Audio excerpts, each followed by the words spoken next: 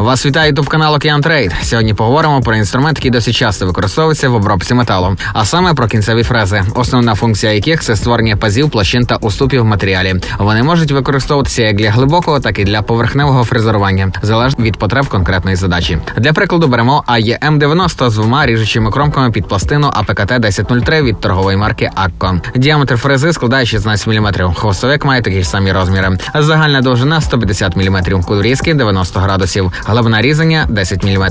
Для цього інструменту підходить пластина прямокутної форми, а вже в залежності від матеріалу, який збираємося обробляти, підбираємо потрібний сплав. По сталі, нержавіючій сталі, чугуну, твердим або м'яким металом. Ця кінцева фреза призначена для виконання різних операцій фрезерування та обробки деталей з використанням верстатів. Її компактні розміри і універсальні характеристики роблять її відмінним вибором для різних видів робіт. Придбати цей товар ви можете на нашому сайті ocean.biz.ua. А ще наші фахівці готові надати вам консультацію та допомогу в виборі оптимального інструменту для вашої роботи за вказаними номерами. Доставку робимо в будь-який куточок України. З нами швидко, надійно та якісно.